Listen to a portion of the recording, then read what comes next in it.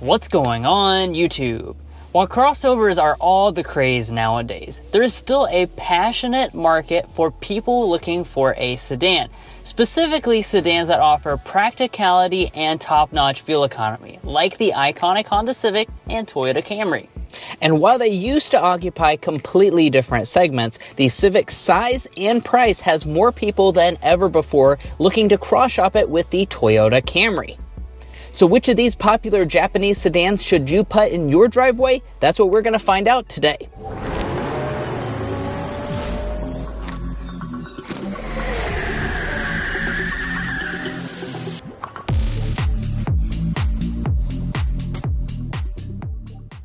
As sedan buyers in this space are pretty price conscious, we have models of the Camry and Civic today that are priced in the mid $30,000 range, both well below the average new car price of about $48,000. And if you're looking to buy one, make sure to check out carconfections.com/newcarquotes to get the best price and access to invoice pricing information. Starting with the exteriors, both of these sport trims are wearing large and wide grilles with dark accents as equipped today. The new Camry adopted the hammerhead design up front, while the Civic is more subdued with only minor changes made for its recent refresh. While we don't grade subjective matters such as style preferences, we're curious to hear which one you prefer in the comments. However, we do score objective differences throughout, starting with the headlights. Both of them have LED units with differences that favor each competitor. While the Camry has a more premium projector LED unit, it's only the Civic that has LED turn signals as equipped. Neither have fog lamps. By the way, feel free to keep your own score along the way if you want, based on what's most important to you. Heading to the wheels, both of them are sporting 18-inch alloys with modern designs and varying finishes. But a size difference becomes evident at the sides, where the historically larger Camry has a roughly 9-inch length advantage. That's not the full story though, as we will be discussing interior space and packaging later. Out back, the sporty designs continue, with spoilers either mounted on top or molded into the body lines itself, and the Camry has exposed exhaust on one side. They also match each other with partially LED tail lamps, missing out on the LED turn signals and reverse lights. Moving along, both mirrors are heated and have blind spot monitoring built in, and both also include their brand's entire safety suite as standard equipment. However, it's only the Honda that includes traffic jam assist at this price point. Now, there are even more differences to discuss in the interior section, but first, If you're new here, we're brothers and we've been reviewing cars since we were 12 and 16. We started young, and since then we have reviewed over 2,000 vehicles at every price point. No matter what you're looking for, from humble to high-end, we'd love for you to subscribe to be a part of our Car Confections family. Let's learn a lot and have some fun with all the latest cars. Approaching the sedans, you'll find smart entry systems for both, with sensors integrated into the handle itself. However, it's only the Civic that has long-range remote start on the fob, free for life. Now, take a look inside the cabins, where you'll find a mix of practicality and luxury. Starting with the seats, the differences already begin. While both share power seats with heating abilities, but no memory, it's the Honda with a higher quality real leather seat, and it's the Toyota that has lumbar support. Hopping inside, let's get into the major category of overall material quality, which we divide into both solidity and material selections. In both categories, the Civic holds a noticeable advantage over the Camry. Not only does the cabin feel more solid overall, but it uses more luxurious materials, such as leatherette instead of cloth on the door panels. Overall, the Civic feels like the nicer place to be.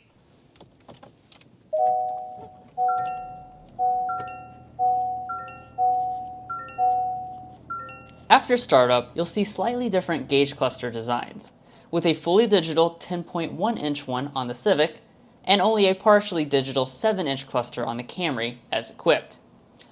Neither offers a head-up display at this price point, of course, but the Camry will offer a heated steering wheel.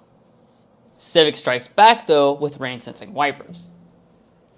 Now it's time to address storage, which we'll divide into both the console space and additional cubbies throughout. Using our latest donut test scores, the Camry is slightly bigger, with 13 versus 12 donuts in the Civic, an 8% advantage. Moving forward, it's also the Camry with an additional storage cubby next to the wireless phone chargers that both models offer. While the Civic isn't small, the Camry will have the edge in both measures. Both also have physical shifters, and in reverse, you'll find traditional backup cameras with multiple angles and active trajectory.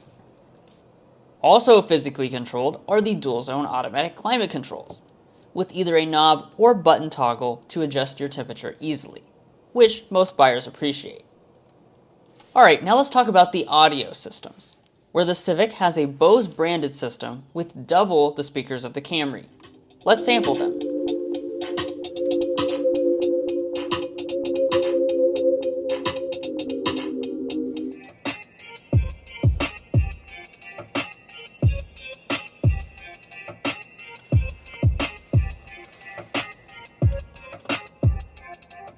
It's a clear win for the more premium system in the Honda here. Now, the tides begin to turn when it comes to in-car technology. Honda has a reputation for having smaller than average screens, and that is the case for this comparison. The Camry has a standard 12.3-inch display, which is a whopping 31% size advantage over the Civic's 9-inch display. While size might matter more or less to some, they both offer wireless phone connectivity, and the Honda also adds in Google built-in for additional capability. Finally, up top, they both have auto-dimming mirrors and standard-sized moonroofs, but the Camry is the only one with built-in HomeLink remotes in the mirror. Heading to the back seats, we can finally see if the Camry's 9-inch length advantage makes a true difference. Surprisingly, Honda's packaging magic means there is not a significant enough advantage in any measurement to give the Camry a point. But when we pull out the official Car Confections ruler, the Camry has more rear knee room, measuring 9 inches versus 6.5 inches in the Civic, when the driver's seat is adjusted to my same driving position. That means the Camry is going to feel more spacious in practice. The advantages will continue for the Camry for features too, with rear vents and USB ports for extra passenger convenience, though both of them have fold-down center armrests. Honda's packaging engineers show off and fight back in the trunks, where just 0.3 cubic feet of space separates them, not enough to score a point. Civic also offers a more spacious hatchback version too. Finally, while both have 60/40 folding seats, only the Camry will include a spare tire. Alright, we're done with the interiors now, which means it's time to test out the performance from their efficient powertrains. While the Civic may not have seen a lot of design and feature changes for its recent refresh, the biggest news was its new hybrid engine option, which is what we have today. That's fitting for this showdown, since the all-new Camry has gone hybrid exclusive for its newest generation. Both use naturally aspirated 4-cylinder engines, with 2 electric motors as equipped today. And while the Camry has more horsepower on paper, the lightness and tuning of the Civic bring it to 60 miles per hour almost a full second quicker.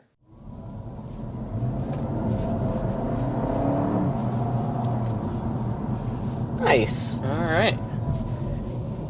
Got a spiffy little takeoff there with this Civic Hybrid, the most powerful Civic besides for the Type R.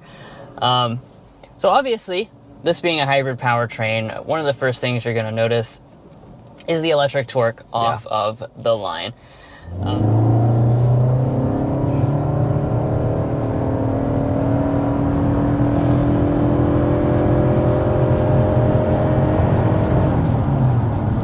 So there we are, going well past 60 miles an hour with the Camry SE. Up a steep grade. Up a very steep hill. Definitely want to point that out. We're in Southern California, right on the Mexican border. There's effectively no flat terrain at all. Yeah. So we would love to get you like a nice 0 to 60 on a flat area, but that's not going to happen. Nevertheless, we can tell you, even on a steep incline, this Camry SE certainly has more than enough power. As far as the transmissions go, the Camry has an eCVT, while the Civic has a direct drive unit that behaves in a very similar way. Both are smooth and responsive, never taking too long to think. While both our testers are front-wheel drive today, only the Camry offers all-wheel drive for those wanting extra capability. So I loaded up the transmission. So the hybrid is going to have a version of a eCVT in essence. If you get the regular 2-liter, it's going to come with a traditional CVT. Overall, like I said, very responsive. Everything just works together so nicely with Honda's 2-motor hybrid system. That's really the main takeaway. You don't feel like weird lags or awkward transitions or anything like that, even if you just kind of suddenly, I punched it real hard, all of a sudden, nothing weird goes on at all. It just does what you need it to do. Now, part of Toyota's hybrid system is an eCVT. It's very nice and responsive. As soon as you put your foot down, you do get power instantly. But how is the ride quality and handling for each? For the ride, it's the Camry that continues to build on its reputation of being smooth and comfortable, even in the sport trims. While the Civic isn't uncomfortable by any means, the Camry soaks up the bumps with more ease and refinement. However, the Honda will be more tossable and enjoyable down a curvy road.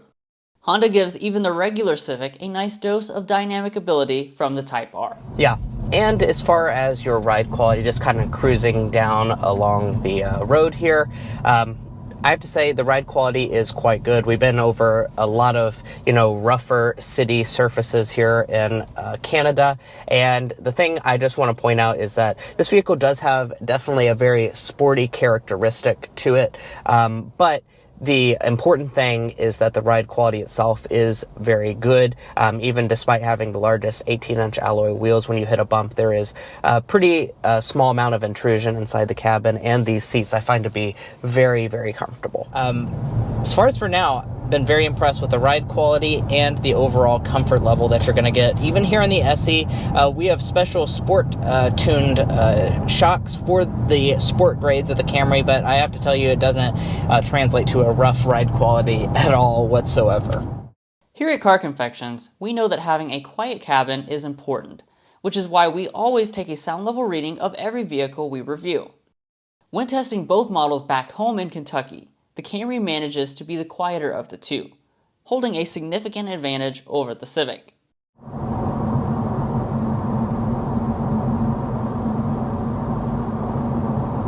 All right, 58.8 decibels is what we are sitting at as our sound level reading.